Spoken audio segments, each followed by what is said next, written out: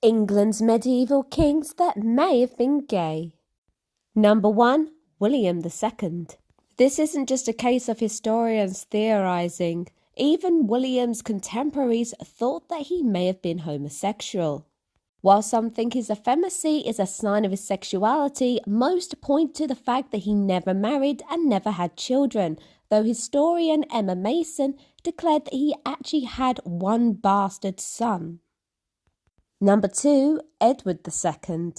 Thou shalt not hence I'll hide thee, Gaveston shall be found, and it will grieve me more.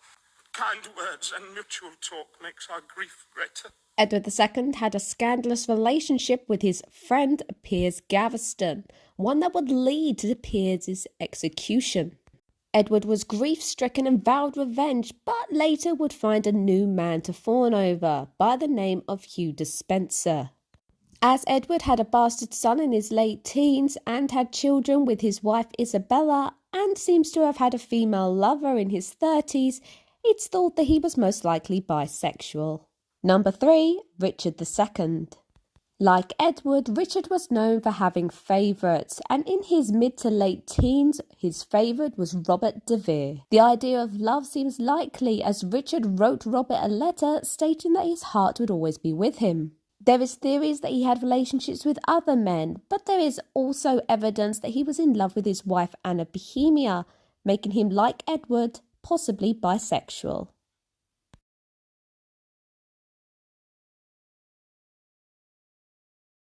I never wrote because I thought you'd never answer. You got married. Does that make a difference? Doesn't it?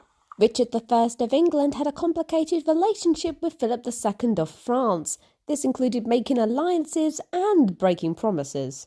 To show that England and France had united, the two kings ate at the same table and then slept in the same bed. This has led historians to theorise that they may have been more than friends and allies. And the surprising number 5, Henry V. When Henry's tomb was disturbed in 1953, it wasn't just his body in the tomb. On top of Henry's body was the body of Richard Courtenay, a man who had died 7 years prior to Henry. Known as the Flower of Devon, Courtenay had been a close friend and one of Henry's closest advisors.